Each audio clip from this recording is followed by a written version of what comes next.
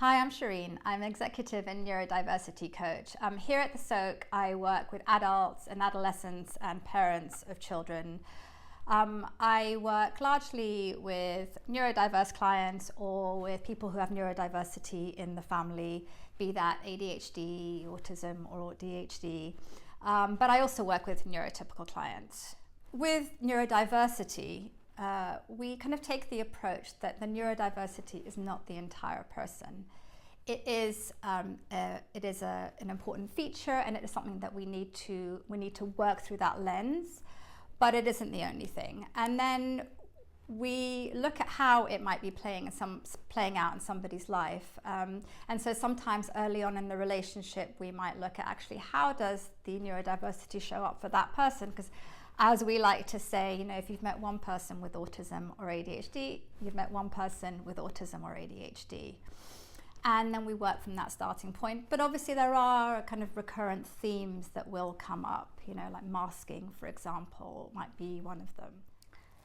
In terms of who coaching is appropriate for, firstly, that the person has to be willing to do the work that coaching requires, because it's more than coming into a space for 50 minutes a week.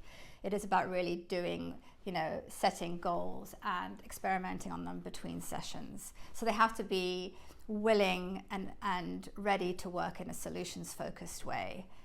And it also means that psychologically and emotionally, they have to be in a place where they're able to do that. So whilst it's really common that I would see clients who are also seeing a therapist, if somebody was severely depressed or had very high levels of generalized anxiety that were impacting day-to-day life, they're probably not in a place that is ready, they're not in a place to be coached at that time.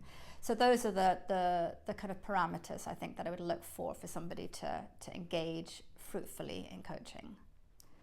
My background is I started off life in investment banking as a banker, and then I transitioned into the startup ecosystem. I've been a founder, I've had leadership positions and as a consultant.